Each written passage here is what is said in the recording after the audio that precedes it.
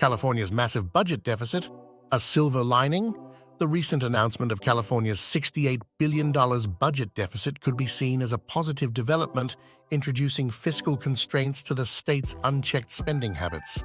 In a departure from the usual cascade of progressive expenditures, the deficit may serve as an external force compelling the government to reassess its financial practices. Stein's law, coined by the late economist Herb Stein, asserts that unsustainable practices eventually come to a halt. In the case of California, where spending has spiraled without fiscal bounds, a budget shortfall may be the much-needed check on extravagance. While deficits are typically worrisome in other states, in California, they represent a crucial constraint on unbridled financial commitments. We are far from the anticipated day of reckoning, where economic realities force officials to change their ways.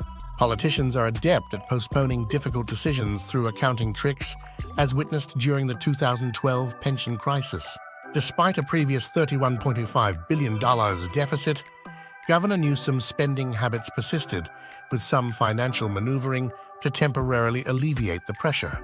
However, this year's estimated $68 billion shortfall presents Newsom with a substantial challenge, primarily due to downturns in the state's tech sector.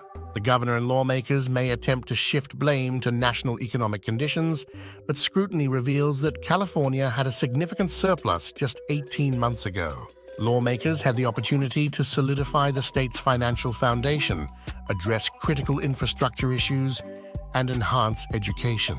However, the surplus was primarily directed towards social spending, exemplified by the California Climate Commitment, a multi-year investment of $53.9 billion, resulting in increasing carbon emissions.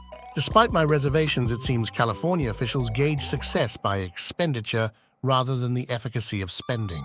The current situation may necessitate a re-evaluation of programs, prioritizing those that demonstrate effectiveness. Former Governor Jerry Brown, when faced with a deficit, eliminated redevelopment agencies, a commendable reform. However, the looming danger now is the potential for tax hikes, a path California is already perilously treading.